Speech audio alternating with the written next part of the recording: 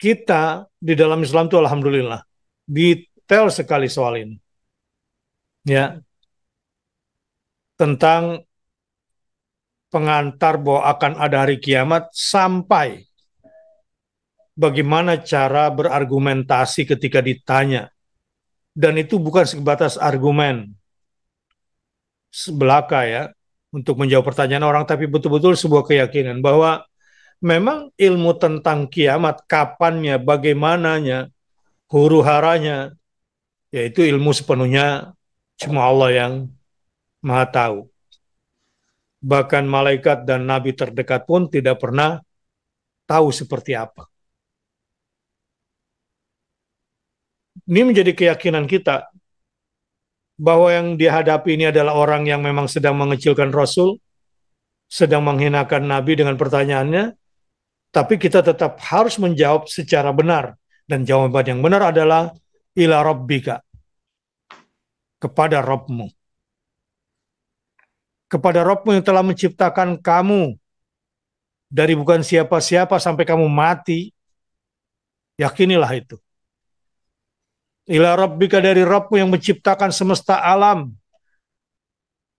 yang kamu tidak pernah tahu bagaimana alam diciptakan sampai alam ini berakhir, dialah yang Maha Tahu. Dan kamu juga yang tidak pernah tahu apa yang terjadi esok terhadap kamu, dialah Allah yang Maha Tahu. Rabbmu itu yang telah merekayasa kehidupan kamu sepenuhnya. Sebagaimana kamu sudah melupakan masa lalumu karena memang kamu tidak mampu mengingatnya kembali. Lalu kamu juga dihadapkan pada masa depanmu yang kamu tidak mengerti, dialah tempat kembali semua pengetahuan dan peristiwa hari kiamat. Tidak ada yang mengetahuinya selain dia. Nah, ini perlu diperkuat lagi akidahnya supaya tidak terperosok kepada Mahdiisme, adalah sebuah kelompok fatalis di akhir zaman. Karena kiamatnya tidak sesuai dengan perkiraan, akhirnya dia yang bunuh diri. Wallahu a'lam bishawab. Silakan Ustaz Deden. Baik Ustaz.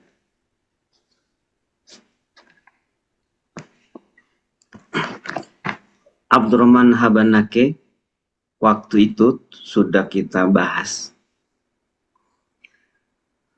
menganalisis tentang al-qiyamah dan as-sa'ah.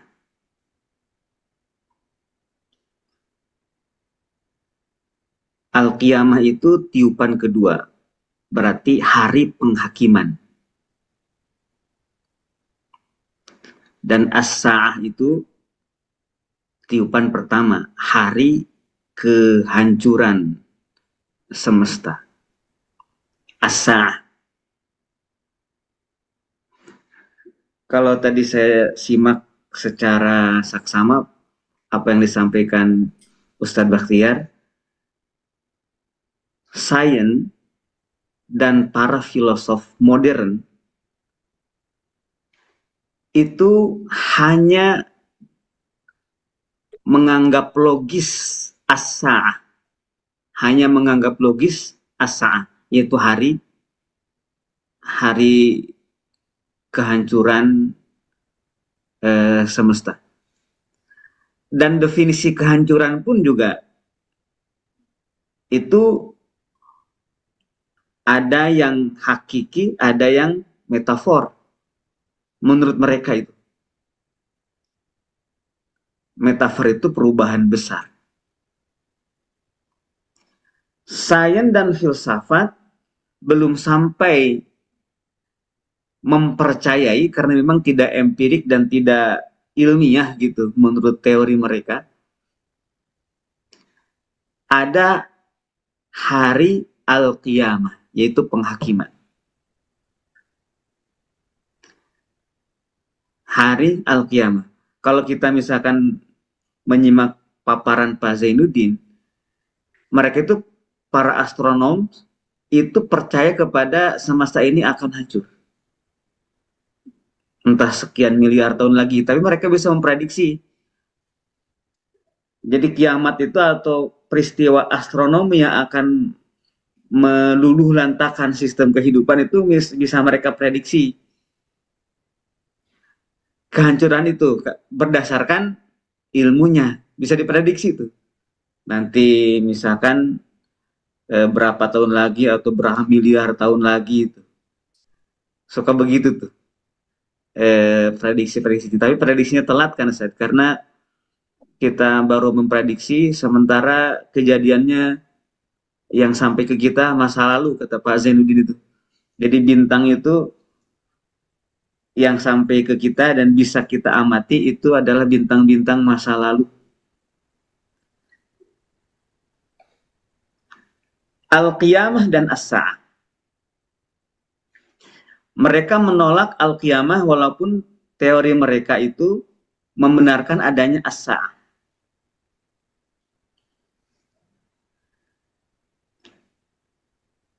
Kemudian tentang As-Sa'ah ini, ketika misalkan As-Sa'ah ini adalah sesuatu yang niscaya secara sains, As-Sa'ah, yakni kehancuran semesta itu,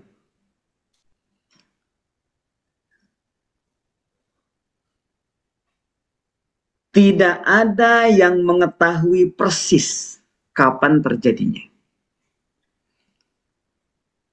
Tidak ada yang bisa memprediksi bahkan. Nah, kalau misalkan astronom mampu memprediksi, itu berarti bukan As-Sa'ah sebenarnya. Karena As-Sa'ah ini tidak bisa diprediksi.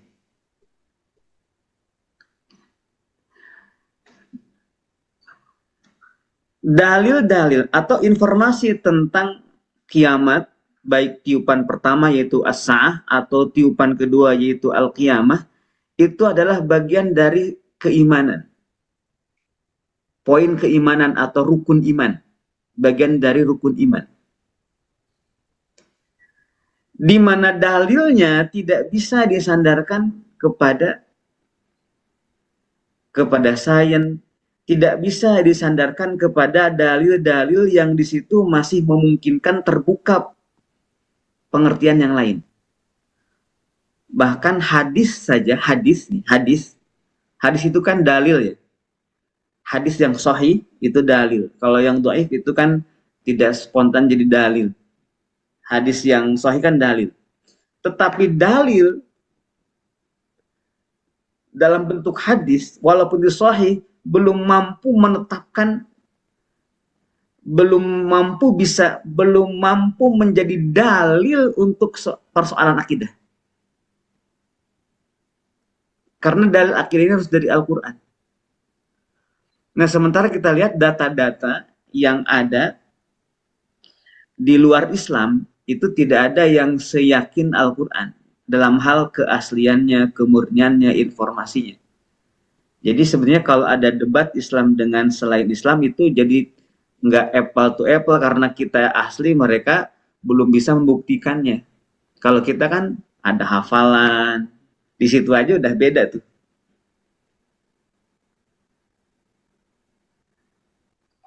Ayat Al-Quran inilah yang jadi dalil. Maka jawabannya benar, ila rabbika muntahaha.